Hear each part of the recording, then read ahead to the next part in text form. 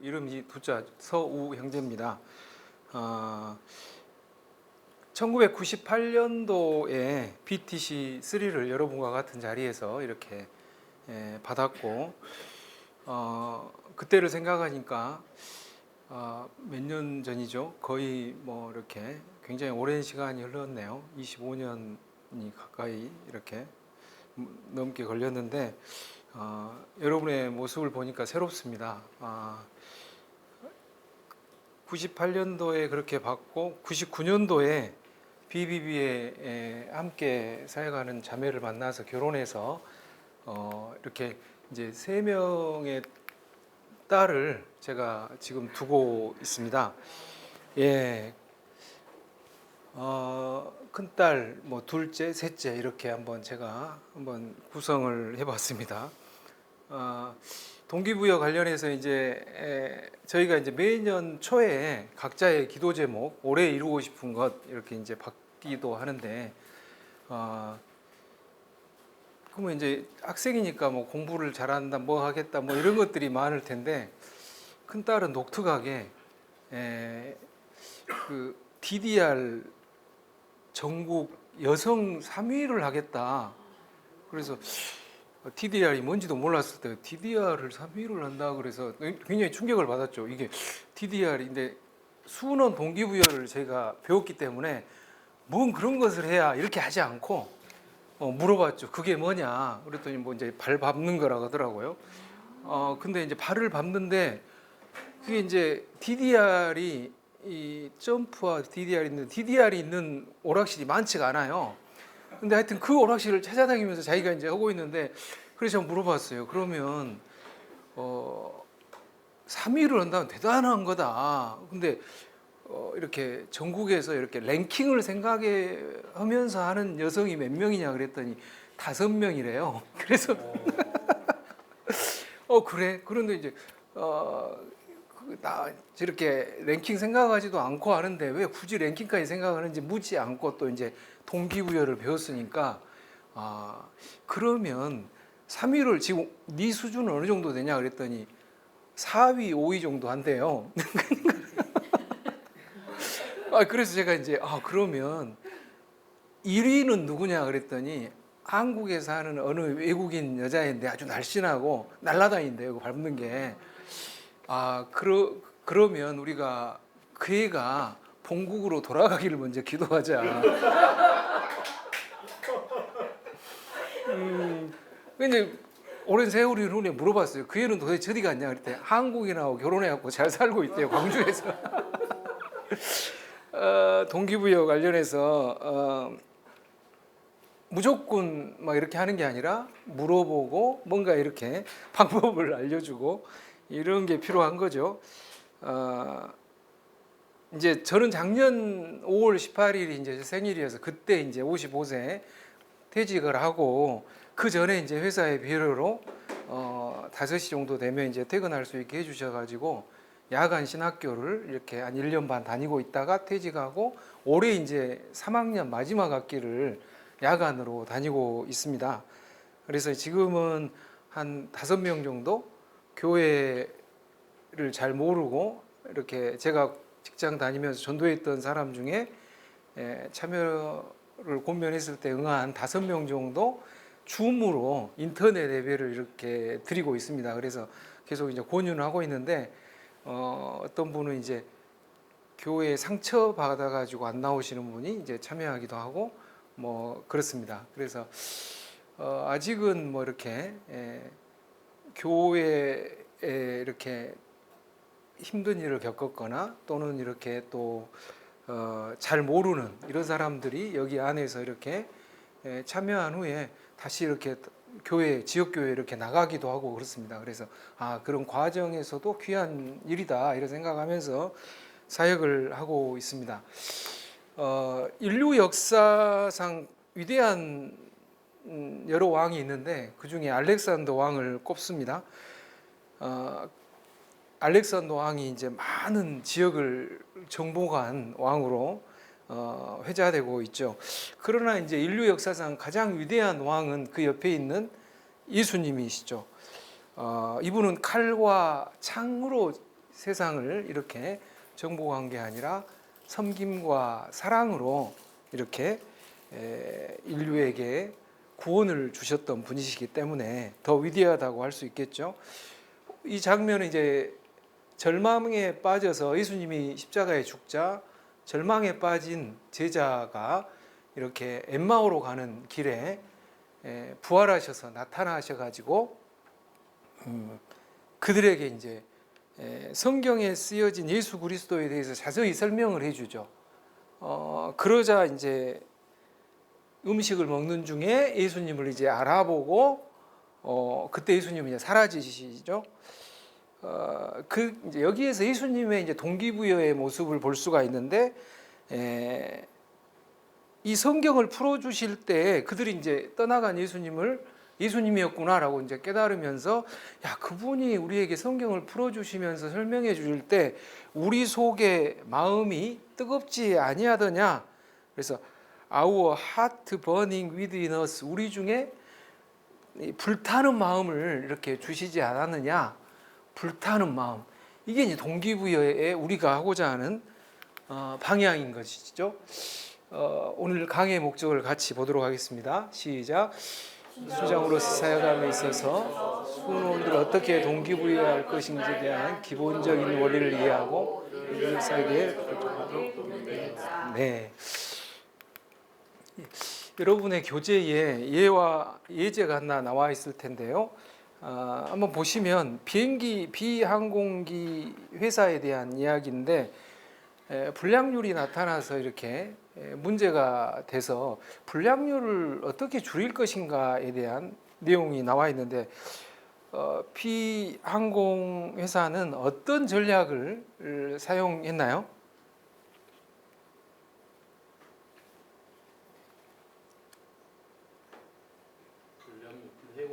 예, 성과 평가에 반영하거나 해고하거나 뭐 이런 일로 이렇게 했죠. 그런데 그 개선이 안 됐죠. 그래서 이제 결국은 최종적으로 어떤 방법을 사용한 거죠?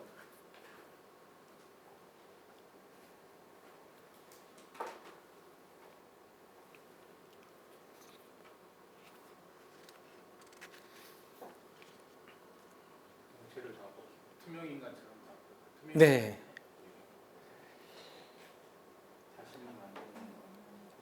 그렇죠, 그렇죠. 이 앞에 계신 분이 말씀하시네요. 이 부품이 전체에서 얼마나 중요하고 가치 있는 것인지를 알려주고 이게 결국은 이 전체 비행기가 사고 없이 가기 위해서 이 부품이 얼마나 소중한지 알게 하고 전체 비행기에 탑승한 생명의 중요성을 알게 해주는 것이죠.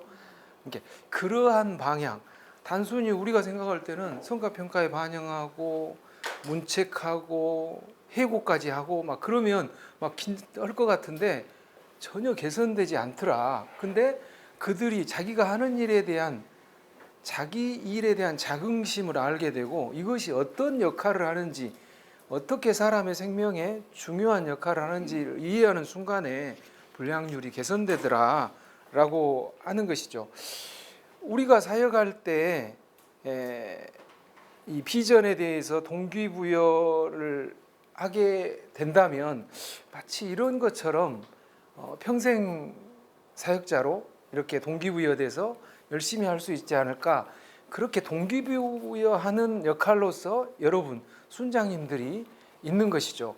자, 그러면 한번 동기부여는 어떤 것인지 같이 정의를 보도록 하겠습니다. 시작. 동기부여란 각 사람의 더 적극적으로 자신의 능력을 열정적으로 발휘하도록 하여 돕는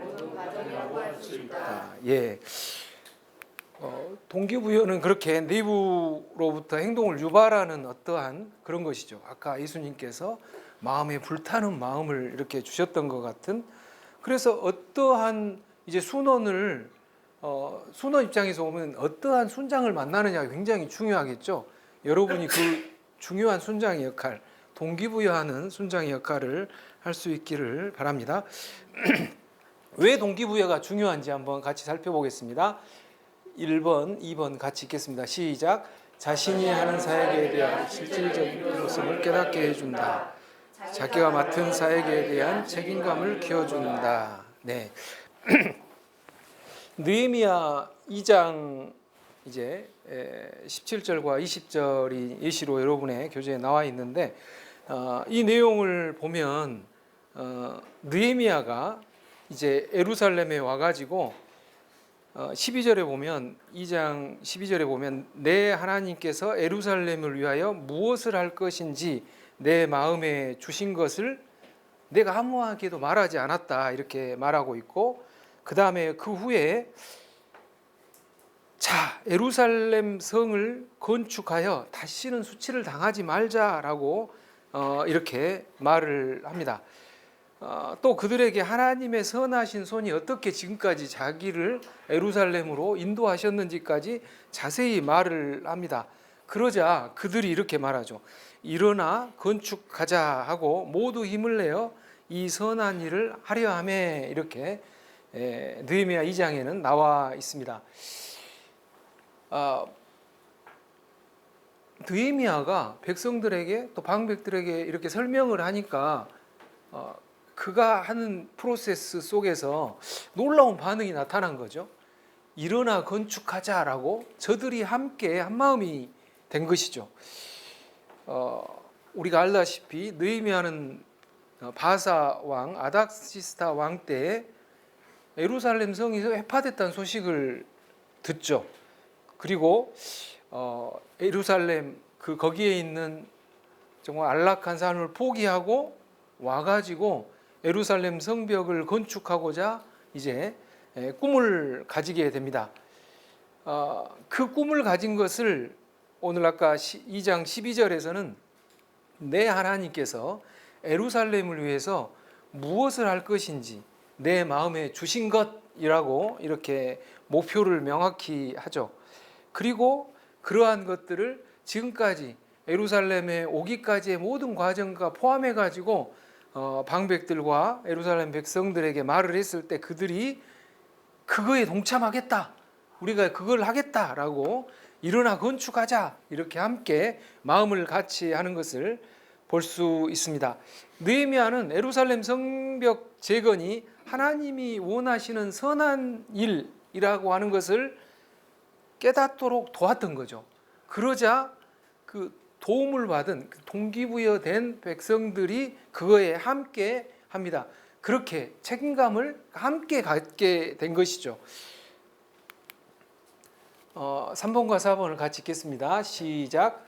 큰 목표에 도전하게 어려운 상황에서도 흔들리지 않고 할 수 있게.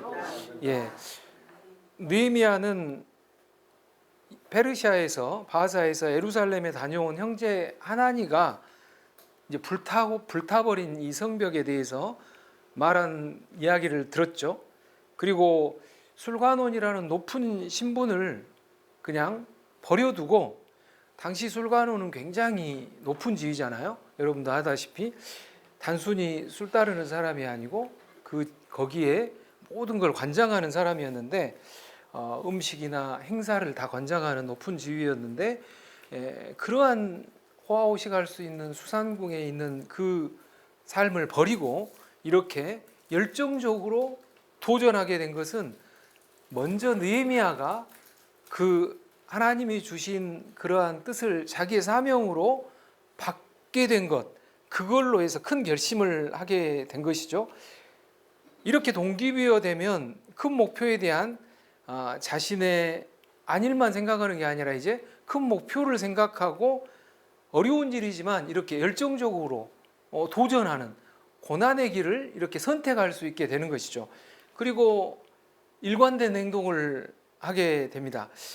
왜냐하면 목표를 달성하려고 하면 그냥 무조건 되는 것이 아니라 항상 장애물이라고 하는 것이 나타나죠. 느헤미야 2장 19절에 보면 호롯 사람 산발락과 암몬 사람 도비야, 아라비아 사람 게셈이 비웃으면서 이걸 방해합니다. 그들의 위협이 이제 굉장히 심해지니까 이제 곧 전쟁이 일어날 위기 상황이 되니까 절반은 무기를 들고 지키고 또 절반은 일하고 또 한 손에는 무기를 들고 한 손으로는 일하는, 그래서 이렇게 일사불란하게 일관되게 계속해서 적의 방해 속에서도 일관된 행동을 할 수 있게 된 거죠. 그것은 뭐냐면 느헤미야가 열정적으로 자기 편안한 삶을 포기하고 이 비전에, 이 목표에 임했던, 동기부여됐던 것. 그리고 또 한 가지는 그 백성들이 함께 느헤미야의 마음에 합하여서 동기부여돼서 이러한 방해가 있지만 일관되게 이렇게 할 수 있게 된 것이죠. 이게 동기부여의 힘이라고 볼 수 있겠습니다. 당시 이제 예루살렘 귀환 상황을 간단하게 살펴보면 바벨론 제국에 의해서 586년에 BC 586년에 이제 예루살렘이 멸망하죠. 포로로 이제 바벨론 제국에 끌려갔죠. 그러나 바벨론 제국이 페르시아 제국에 의해서 멸망을 당하게 되죠. 페르시아 제국을 이제 바벨론을 멸망시키고 페르시아 제국을 메대하고 통합시킨 이 고레스 황제는 이제 백성들에게 굉장히 호의적인 정책을 펴기 시작하죠. 그래가지고 예루살렘에 돌아갈 수 있도록 1차 귀환을 허락합니다. 538년, 7년 이렇게 볼 수 있습니다. 그리고 이제 에스라의 2차 귀환이 458년에 있고 느헤미야가 444년에 이제 귀환해서 성벽을 이렇게 건축하게 됩니다. 스룹바벨은 와가지고 성전을 이제 건축하죠. 예루살렘 성전을, 솔로몬 성전이 파괴돼가지고 그곳을, 그래서 이제 그 제2성전을 스룹바벨 성전 이렇게 부릅니다. 그러나 이 성전 건축도 쉽지 않았죠. 건축하려고 하니까 방해가 있었고 참소가 있어가지고 중단이 됩니다. 15년에서 18년이 이제 중단되고 다리오 2년 520년에 재개가 돼가지고 다리오 6년 4년 반 동안 공사해서 516년에 완성을 합니다. 그래서 어떻게 보면 이제 에레미야에서 이제 70년 동안 후에 이제 다시 돌아올 것이다라고 하는 예언은 두 가지 측면에서 볼 수가 있어요. 605년에 1차 포로로 이제 잡혀간 그러한 측면에서 이 돌아온 537년, 그래서 언간해가지고 얼추 한 70년 이렇게 볼 수도 있고, 또 한 가지는 586년에 성전이 파괴되고 516년에 완성된 성전 측면에서의 70년 이렇게 볼 수도 있는 것이죠. 어쨌든 성전이라고 하는 것을 건축하는 데 있어서 어떻게 예루살렘 백성들이 동기부여됐는지, 또 하나는 느헤미야가 어떻게 백성들을 동기부여해서 성벽, 예루살렘 이 성벽을 이렇게 재건했는지, 이 과정은 우리에게 성전 재건에 대해서는 학개스가랴 선지자가 계속해서 백성들을 동기부여하는 내용이 성경에 기록되어 있습니다. 이 두 가지 사건을 통해서 우리는 동기부여의 원리를 우리가 조금은 배울 수 있을 것 같습니다. 우리 5번, 6번, 7번을 같이 읽겠습니다. 시작. 동기부여가 잘 되면 하나님의 빠른 적응과 빠른 영적 성장을 경험하게 된다. 자발적으로 헌신하게 되므로 많은 사역의 열매를 기억할 수 있다. 지속적인 공동체의 성장을 공할 수 있다. 네. 사도행전 2장 47절을 보면 이 주께서 구원받은 사람을 숫자를 이렇게 날마다 더했다라고 하는 구절이 나옵니다. 사도행전 6장에 보면 7집사를 선택하고 7절에 하나님의 말씀이 점점 왕성하여 예루살렘에 있는 제자의 숫자가 더 많아졌다 이렇게 또 말하고 있습니다. 어떻게 이런 일들이 일어났을까? 여기에 동기부여의 비밀이 숨어 있는 것이죠. 예수님이 부활 승천한 것을 제자들이 목도한 후에 기도하죠. 오순절 마가의 다락방에서 기도할 때 이제 성령께서 임하시는 경험을 하게 됩니다. 그들은 성령에 의해서 강하게 동기부여됐기 때문에 이제는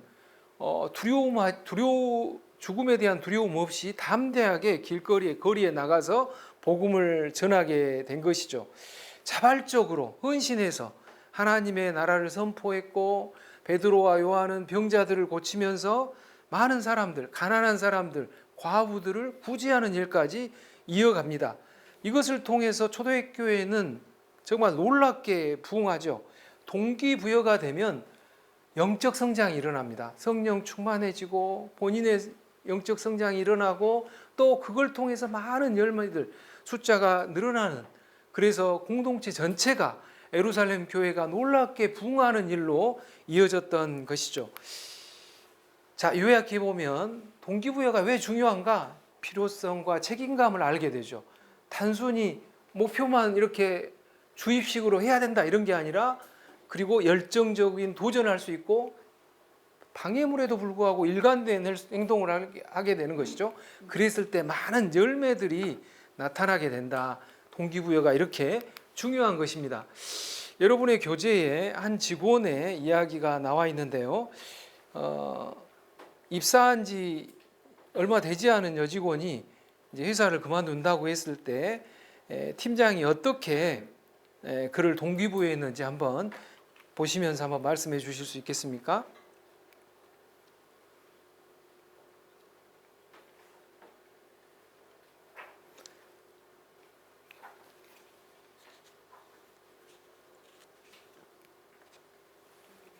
예, 어떻게 팀장은 첫 번째 문제, 이 팀장은 상담한 내용 중에 가장 중요한 요소로서 여기에서 나타나고 있는 게 뭐죠? 어떤 측면에서 상담을 했나요?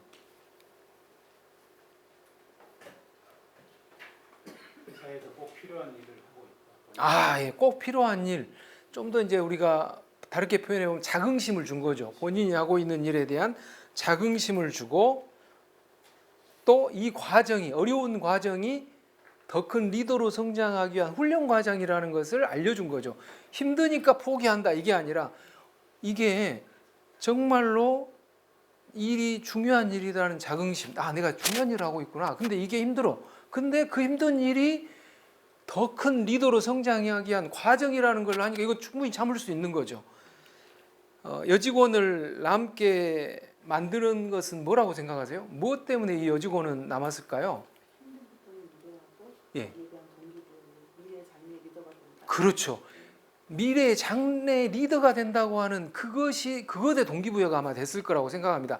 현실은 힘들죠. 일을 하는데 쉬운 일은 없죠. 직장에서 굉장히 힘들고 어려울 텐데, 그럼에도 불구하고 내가 이런 힘든 과정을 통해서 업무적으로 성장하고 또 리더로 성장할 수 있구나라고 하는 가능성, 성장에 대한 가능성을 보고 아마 남았을 거라고 생각합니다.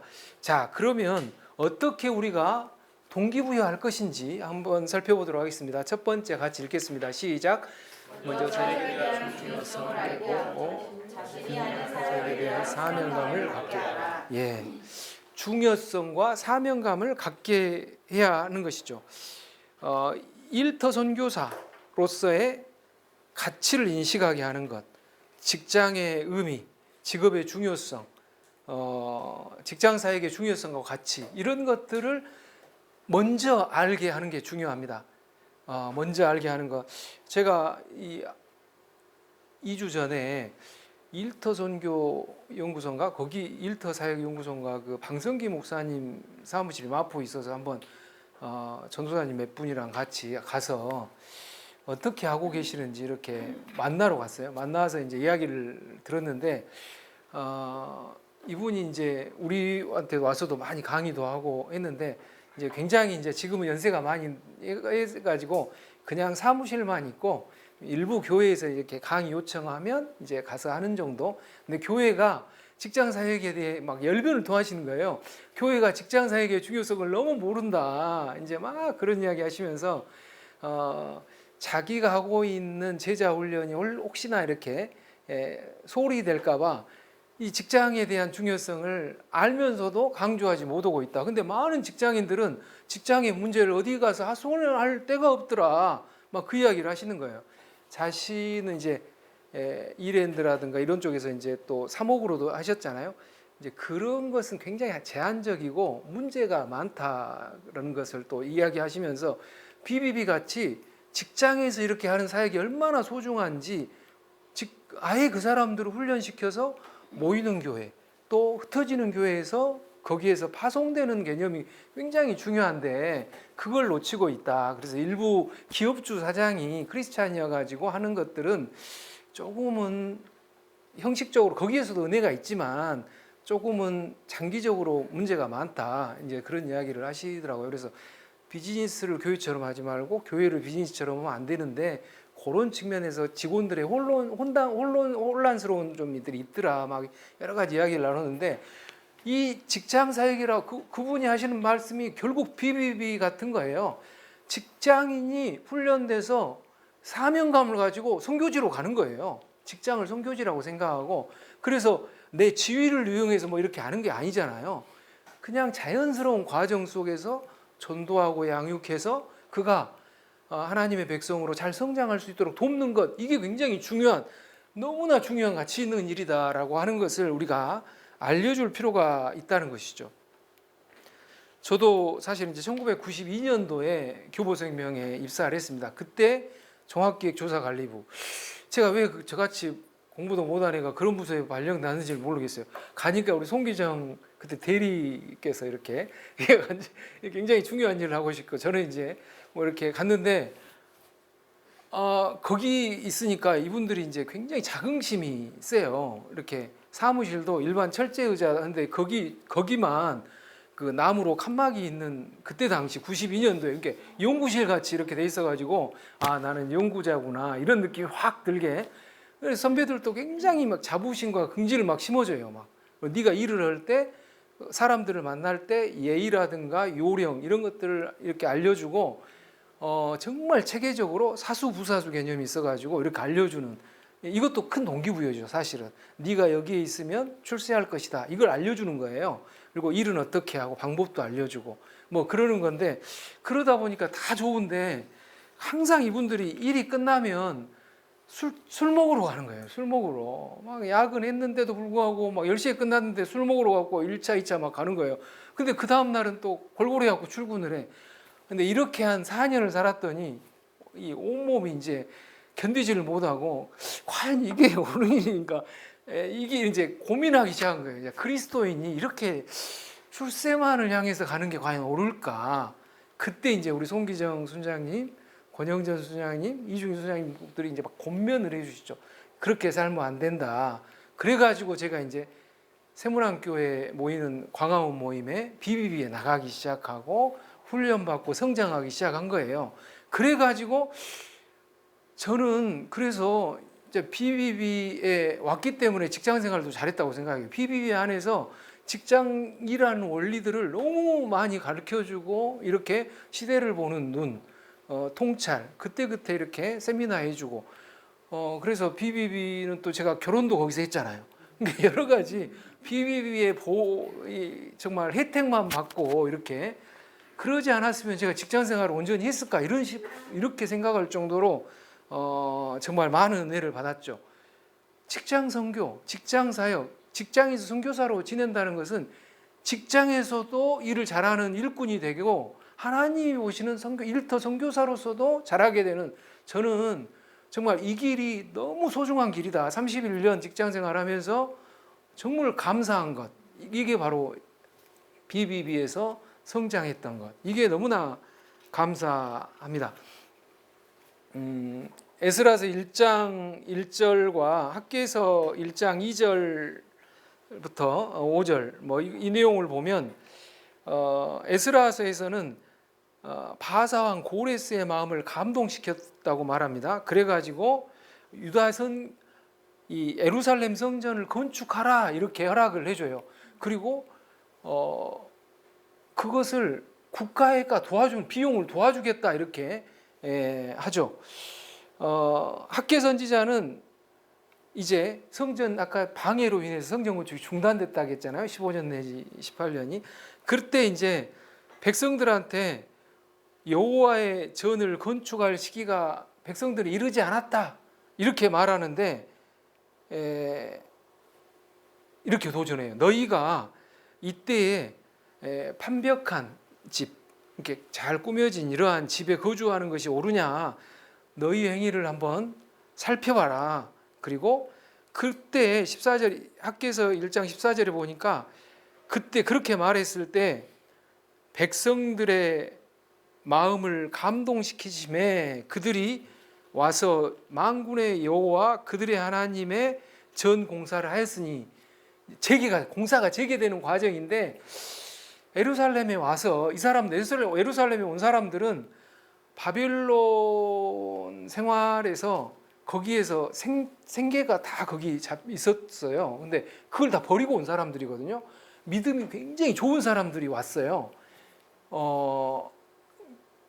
처음에는 이제 좀 힘들었겠지만 그 바벨론도 그렇고 페르시아도 그렇고 잘 살도록 이렇게 정착하도록 도와줬기 때문에 거기에 살 수가 있는데 돌아온 사람들, 하나님의 백성에 대한 꿈, 메시아, 그러니까 다윗 왕조에 대한 꿈을 가지고 이 사람들이 온 거거든요. 그러니까 이 사람들이 와서 성전을 건축하려고 했죠.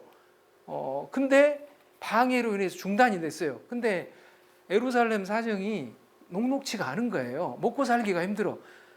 거주할 때도 마땅치 않고 이렇게 집을 짓죠. 집을 지어야 되고.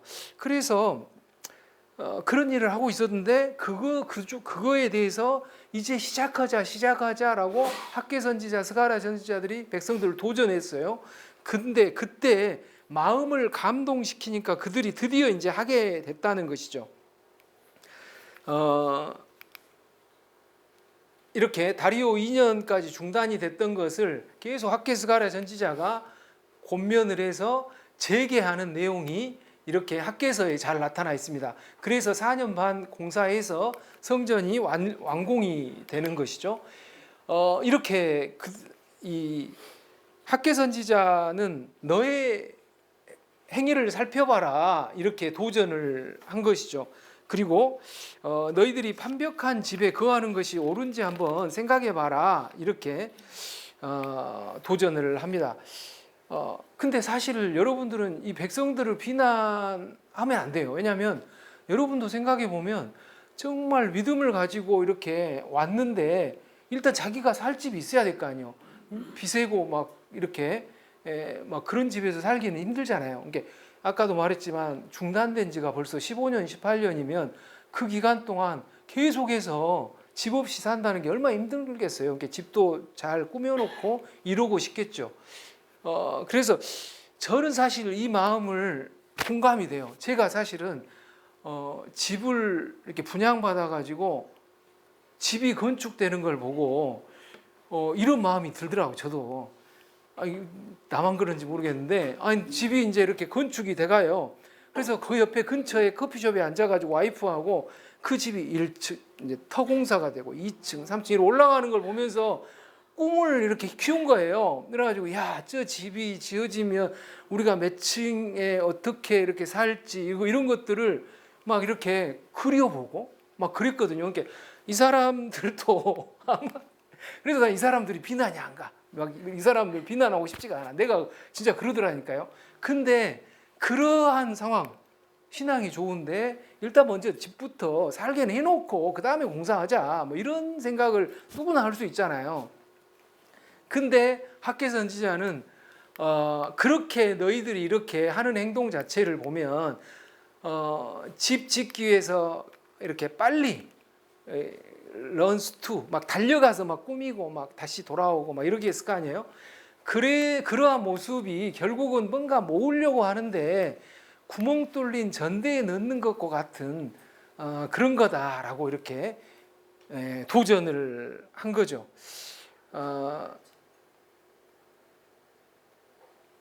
이것은 이제 오늘날 우리에게 한번 적용을 해보면 나의 일이 중요하고 급해서 하나님이 주신 중요한 사명을 방기해놓고 급한 일이라고 해서 그것만 매몰돼서는 안 된다는 이야기예요.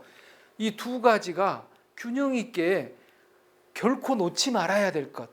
이것은 바로 하나님이 주신 바로 사명. 이것은 계속해서 해나가야 되는데 이스라엘 백성이 이것도 좋다 이거예요. 근데 요거에만 몰입하고 성전을 방기하고 있는 거, 건축하다가 이렇게 방해라든가 이런 게 두려워가지고 포기하고 있는 거, 이게 직장에서 사역하려고 보니까 상사가 불러가지고 한마디 뭐라고 이렇게 꾸짖으면 상처받아 가지고 사명을 잊어버리는 이제 그 상태. 그렇게 있으면 안 된다는 거죠. 그때 이 학계 선지자의 도전은 그렇게 해가지고 세상에 그냥 사명 버리고 살아가는 그 삶은 구멍 뚫린 전대 같은 것이다. 이렇게 말하고 있습니다. 두 번째 한번 어떻게 동기부여할지 읽겠습니다. 시작. 목표를 명확히 제시하여 역할을 구체적으로 보아야 책임감을 갖도록 한다. 예, 학계 선지자는 해야 될 일, 요걸 명확하게 제시하죠. 8절에 1장 8절에 보면 너희는 산에 올라가서 나무를 가져가 성전을 건축하라. 성전을 건축하라라고 하는 명확한 목표를 제시합니다. 그리고 그렇게 하면 이것이 하나님이 기뻐하시는 일이고 영광 받으신 일이다. 이렇게 명확하게 목표를 네가 일터 선교사로 힘들지만 이렇게 직장일 하면서 그것만 해도 힘든데 그거 하면서 시간 내 가지고 이렇게 하게 되면 하나님이 기뻐하신다. 그리고 하나님께 영광 드리는 성도의 삶의 목적이다. 이렇게 도전하는 것이죠. 이게 바로 우리가 핑계할 수 없는 사명인 것이죠. 하나님이 우리에게 주신 일터 선교사, 또 순장의 역할, 개인적인 영적 성장을 통해서 하나님과의 관계를 돈독히 하면서 전도하고 양육하는 일터 선교사의 삶, 이게 중요한 것이죠. 세 번째, 어떻게 동기부여할 것인지 같이 읽겠습니다. 시작. 목표를 달성하기 위해 부족한 역량을 키워줄 수 있도록 도와주라. 예, 내가 먼저 이렇게 계속해서 내가 영적으로 성장하는 것이죠. 성장해 가는 속에서 순원의 부족한 역량을 이렇게 도와주는 것, 이것이 순장이 해야 될 역할인 것이죠. 일터 선교사에게 필요한 역량은 여러 가지가 있죠. 기술적인 것도 있겠지만 인내심, 인내력이 필요한 거예요. 인내력이라고 하는 것은 결국은 순장과 순원의 맨투맨을 통해서 인내력이 키워지는 거예요. 사실은 현장에 직접 참여하는 가운데 지속적인 멘토링을 통해서 이루어진다. 요한 마가라고 하는 이 마가가 이제 구브로 섬에 이렇게 전도하고 이 1차 전도 여행을 이렇게 구브로로 2차 전도 여행입니까? 1차죠. 1차로 구브로 전도 여행을 갔는데 구브로에서 전도한 후에 그 다음에 이제 튀르키예 이제로 다시 배 타고 와가지고 전도하려고 이제 넘어가야 되는데 그때 이제 예루살렘으로 돌아가 버리죠. 네, 돌아가 버려요. 놀라운 사실은 이 성경에 보니까 이 사도행전 13장에 보면 이 요한 마가를 수행원으로 두었더라. 이것은 두었더라는 이 미래 완료인데 지속적으로 계속 두었던 거예요. 이 사역 기간 동안 중간에 돌아가는 것은 원래 이 선교팀이 계획한 게 아니에요. 자기가 그냥 돌아가 버린 거죠. 이게 왜 돌아갔을까 보다 더 중요한 것은 돌아간 결과가 뭐냐. 안 돌아갔으면 그 키프로스 이제 투르키예 안에서 전도하면서 뭐 이고니온, 부아디라 뭐 이런 데 전도할 때 그 전도에 하나님이 함께하는 역사를 마가 요한이 경험했을 거 아니에요. 그러면서 힘든 과정을 통과하면서 하나님이 함께 하시는 경험을 못했다는 것이 더 중요한 것이죠. 여기 거기에 그 산맥이 높아서 그 고지대니까 거기를 넘어가야 되는 게 힘들어서 갔는지 뭐 이런 거 이유는 별로 중요하지 않아요. 그 결과가 안타까운 거죠. 얘가 벌써 돕는 이 수행원으로서 거기에 이 선교행 전체를 통해서 임명된 애였는데 중간에 지 맘대로 간 거죠. 그래서 이것은 이제 인내심이 부족한 건데 계속 함께하는 순장과 순원이 함께하는 것 속에서 사실 부족한 역량이 키워지는 거거든요. 그래서 이제 성장하는 원리 중에 승리하는 팀의 일원이 되라 이런 말이 있습니다. BBB 순장과 순은 한 팀인 거죠. 팀을 이루어서 계속해서 함께하는 것. 그래서 수행원 어떻게 보면 돕는 정도 수준의 아주 뭐 낮은 직급이라고 볼 수도 있겠지만 직급은 바울처럼 앞에서 전하는 자, 뭐 아니면 바나바처럼 어떤 다른 역할 이런 거 아니더라도 수행원으로만 하더라도 배우는 엄청난 것들이 있었는데 그것을 놓쳤다는 것이죠. 그래서 이제 이러한 것에 대해서는 그런 함께하는 과정 속에서 리더들이 어떻게 행동하고 어떠한 결정을 내리는 그 과정들을 보면서 많은 것을 배울 수가 있었다. 근데 마가는 배를 타고 떠나버린 거죠. 그래서 이제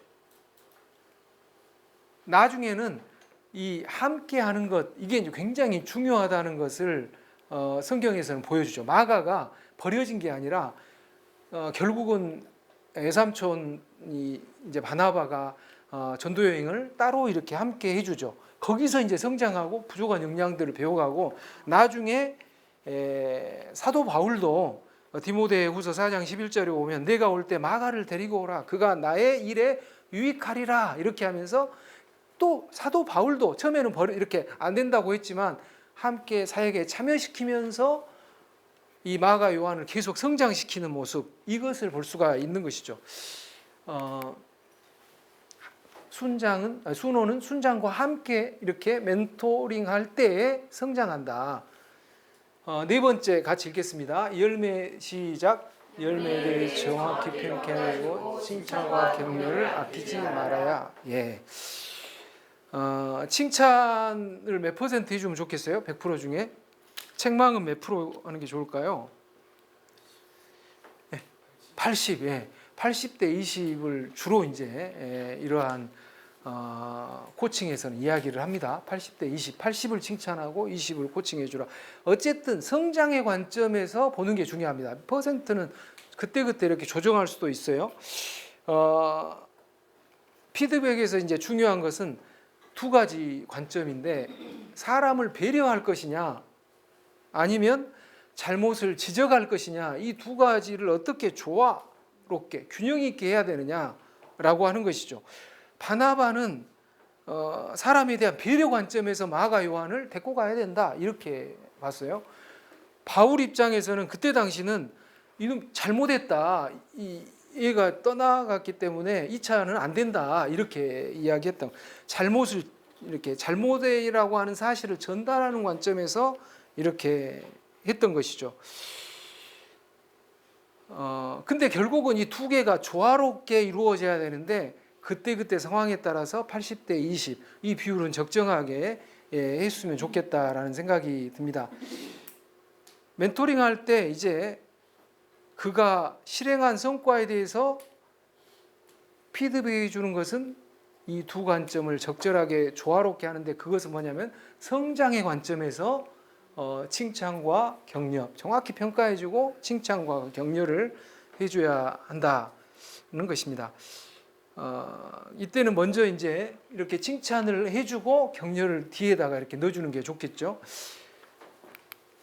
예, 다섯 번째 시작.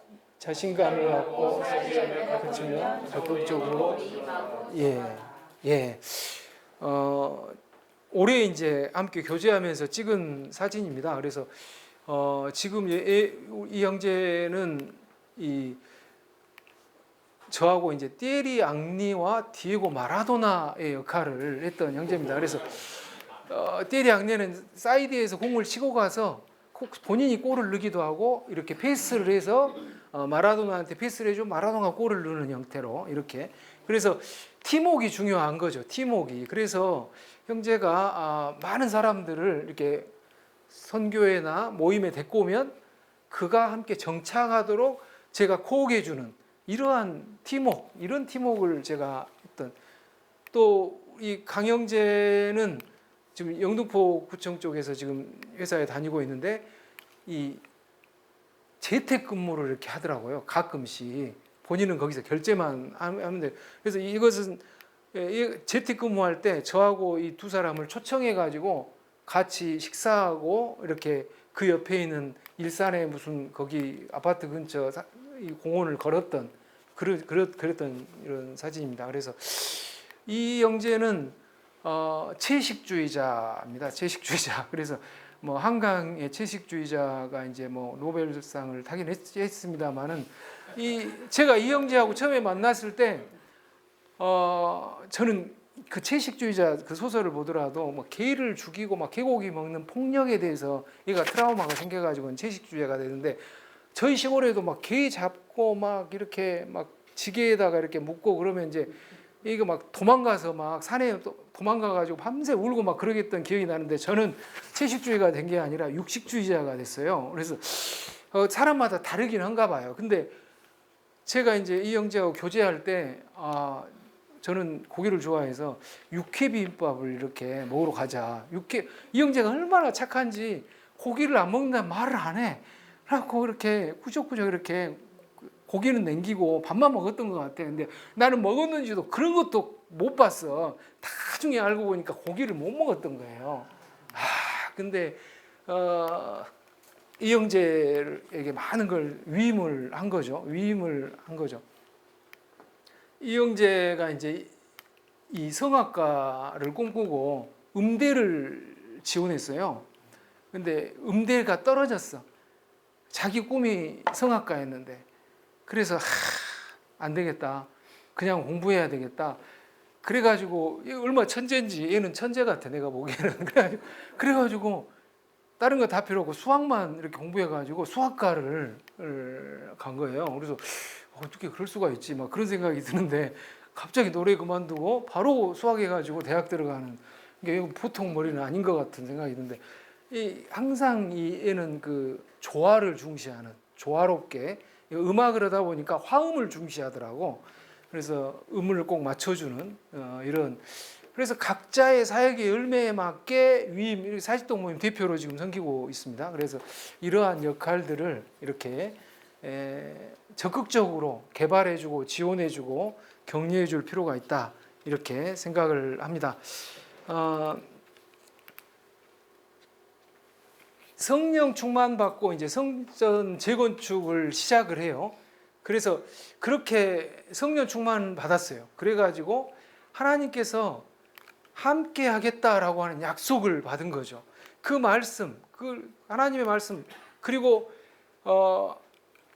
함께 건축하자라고 하는 말을 학계의 말을 들으니 순종했다 이렇게 영어로는 돼 있는데 말을 순종했어요.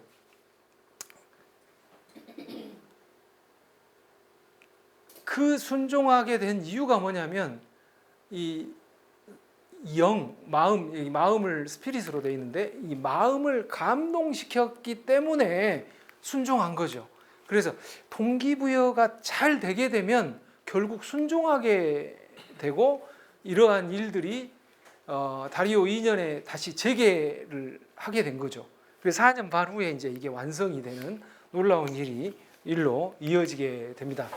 그래서 결국은 순원이 나를 항상 이렇게 바라보고 비전을 바라보고 나가는데 순장이 순원의 모범이 되는 가운데 아까 말한 대로 중요성과 사명감을 고취시키고 구체적인 목표, 역할을 부여하면서 역량을 개발해주고 또 적절한 평가할 때는 항상 칭찬을 많이 해주고 격려하면서 또 사역에 대한 위임을 통해서 그가 지속적으로 이 사역에 동기부여될수록 일도록 도와야 될 것이다 라고 볼 수 있겠습니다. 박 부장은 여러분의 교재에 있는 예화를 보면 박 부장은 이제 어떻게 5차장을 동기부여했는지 한번 같이 보도록 하겠습니다.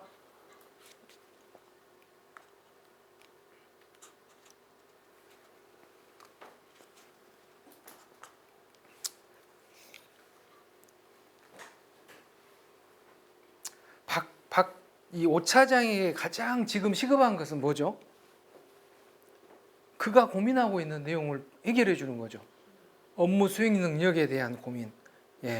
그것을 적정하게 잘 도와줬을 때 관계가 형성됐고 그것을 통해서 이제 복음으로 연결시켜 나간 것이죠. 이러한 아까 동기부여의 원리는 이처럼 직장 사역, 직장에서 하는 업무 이 두 가지가 연계되어 있다는 것을 우리에게 보여줍니다. 저도 사실은 이제 직장에서 여러 군데 이제 발령을 받다 보면 그곳에서 양육하고 또 돕고 이런 경우가 있어요. 저도 이제 한 번은 신설동에 이렇게 발령을 받아서 그쪽에서 한 이모 대리라고 하는 대리를 만났는데 이분을 보니까 능력은 있는데 왜 영업 현장이라고 하는 것은 막 되든 안 되든 적극적이고 막 이렇게 목소리 큰 애가 좀 일 잘한 것처럼 보여요. 어쨌든. 근데 저는 이제 본사에 있었기 때문에 얘가 능력은 있는데 인정을 못 받고 있구나. 이걸 제가 이제 캐치를 한 거죠. 그래가지고 얘는 단장실에 뭐 보고서 하나 이렇게 보고만 갔다 오면 얼굴이 빨개서 나와. 엄청 후질함을 듣는 거죠. 이게 이 소심함 때문에 그런 건데 제가 이제 그 형제한테 알려줬어요. 막 상사는 지시하면 빨리빨리 갖고 오기를 원하는데 막 빨리 갖고 와 그러면 빨리 갖고 가지 말아라. 빨리 갖고 가지 말고 들어가기 전에 일단 책상에 앉아가지고 이 자료에서 예상되는 질문 3가지를 네가 한번 뽑아. 네가 상사라고 생각하고 이거 갖고 가면 뭐 해와? 그럼 뭐 통계를 딱 뽑아갖고 갖고 가. 그럼 2가지 리스크가 있는 거죠. 통계가 틀릴 확률. 그다음에 통계에 대해서 물어봤을 때 모를 확률. 이 2가지 리스크는 항상 있어요. 근데 이제 어쨌든 틀릴 수도 있죠. 근데 중요한 것은 물어봤을 때 답변을 원하는 답을 못할 때 이제 상사는 더 폭발하는 건데 제가 이제 최소한 상사가 질문할 3가지를 네가 가지고 가라. 그리고 자료 작성을 왜 상사가 이걸 작성하라고 시켰는지 한번 생각해봐라. 한 번은 이제 또 막 작성해가지고 이제 들어갔어요. 들어갔는데 얼굴이 반해갖고 나와. 어떻게 그렇게 됐냐 그랬더니 자기가 질문한 걸 3개를 가지고 왔는데 2개를 딱 그걸 물어봤대요. 그래서 자기가 잘 답변을 했고 그러면 이 부분만 수정해갖고 와 딱 그랬대요. 얘가 얼굴이 환해지고 그래가지고 이 형제를 이제 자주 식사를 외하는 사람이 많지 않기 때문에 서너 번씩 이렇게 식사를 같이 해요. 식사하면서 전도하고 계속 이제 성경을 같이 보면서 양육을 쭉 해왔어요. 그래서 결국은 이 형제가 이제 이 형제하고 업무적인 것이 이렇게 도와줌으로써 이제 복음으로까지 연결된 거죠. 제가 이제 이 형제는 개교회를 나가려고 잘 안 해요. 근데 어쨌든 지금 제가 아까 사이버로 줌으로 해갖고 주일날 예배 연당 했잖아요. 이 형제가 항상 들어와. 근데 신앙을 세계가 잘 안 돼 있잖아요. 근데 그래도 야 네가 5명인데 대표기도 해야 될 순서가 되면 해라. 못 온대. 그럼 내가 기도를 써줄게 해가지고 제가 기도를 써줬어요. 이렇게 해갖고 이걸 한번 잘 해봐라. 역시 그 직장에 들어온 이런 직원들은 기본 역량이 있나 봐. 이렇게 한번 해봐라 그랬더니 정말 잘하더라고. 그래가지고 네가 뭐 보완할 거 있으면 수정해갖고 해봐라 이렇게 했는데 그렇게 하면서라도 신앙이 이렇게 잘할 수 있도록 이렇게 하고 있습니다. 놀라운 일이죠. 이렇게 성장하도록 돕는 것, 이 동기부여가 되면 그가 예수님께로 이렇게 돌아올 수 있게 하는 것, 그게 우리가 직장 생활하는 좋은 정말 장점이다 이런 생각이 듭니다.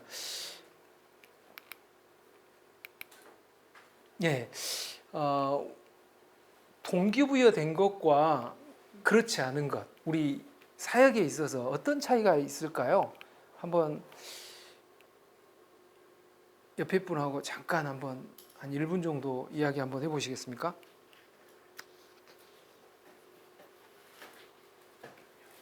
네.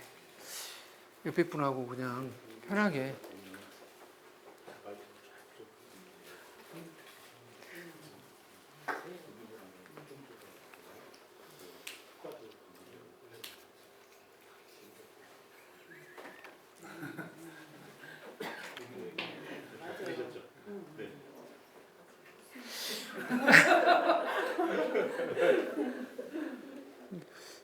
우리는 사실은 여기 교재에도 나와 있지만 목표만 이렇게 제시하고 드라이하게 막 밀어붙이려고 하는 경향이 있죠. 왜 이건 못해? 암송을 하겠는데 못해? 이런 식으로. 근데 사실은 그가 동기부여 됐다면 과연 그렇게 나왔을까? 이렇게 왜 해야 되는지를 알려주고 그가 목적을 알게 되면 유익을 알게 되고 그러면 자연스럽게 이렇게 오게 될 것이다라는 것을 오늘 동기부여 강의를 통해서 이렇게 우리가 배웠으면 좋겠습니다. 이 창세기의 4장에 보면 이 아벨과 가인이 제사를 드리는 장면이 나오죠. 왜 아벨과 아벨의 제물은 받으시고 가인과 가인의 제물을 받지 않았을까? 신약 성경에 보면 히브리서 11장 4절에 보면 믿음으로 아벨은 드렸기 더 나은 제사를 드렸다고 이제 답이 나와 있는데 어쨌든 오늘 본문에서의 이유는 명확하지는 않는데 왜 그랬을까? 뭐 학자들은 이제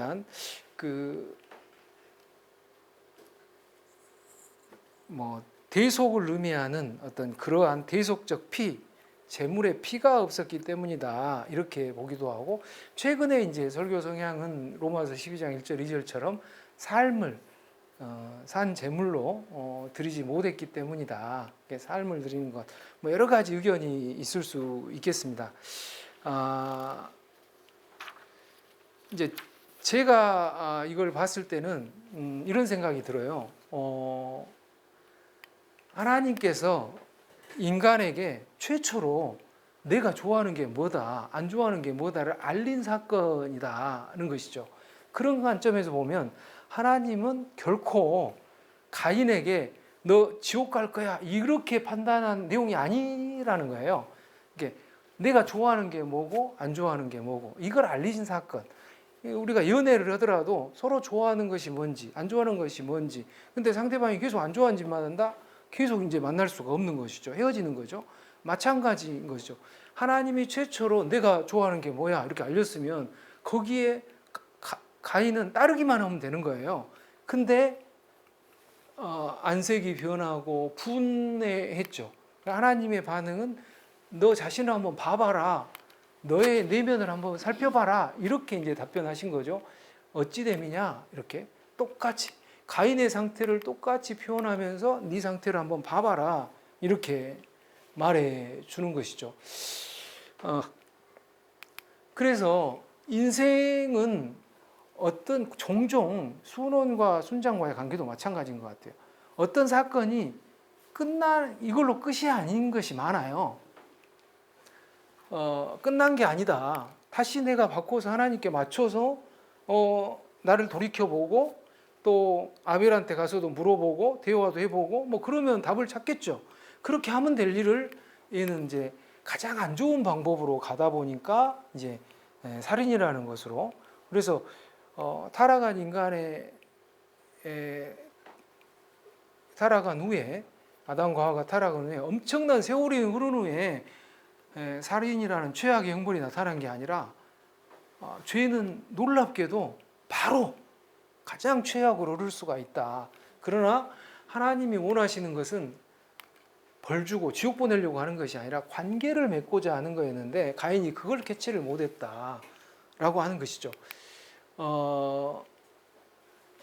우리가 하나님은 인간과 이렇게 교제하시면서 이렇게 교제하기를 원하시죠. 우리 인간은 하나님과 이렇게 하나님을 경험하면서 하나님을 더 알아가고 하나님이 좋아하는 것을 우리가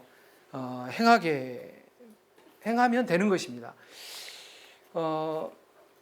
서정희 씨라고 같은 서씨여서 서점에 가서 수필집이 있더라고요. 근데 막 사진이 많고 글은 많지 않은데 끝난 게 아니라는 거예요. 끝난 것이 끝난 게 아니다.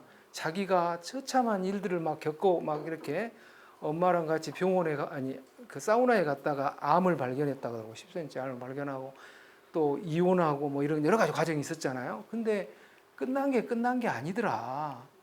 이걸 발견하고 딸하고 같이 행복한 시간을 보내기로 했다. 이런 수필집을 봤는데 그런 거죠.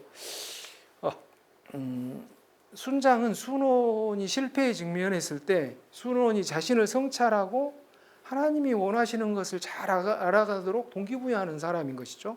그래서 순원이 실패를 통해서 난 끝났어 이렇게 생각하지 않도록, 이게 동기부여라고 하는 것은 그런 거죠. 나는 끝났어 이렇게 생각하지 않도록 돕는 것.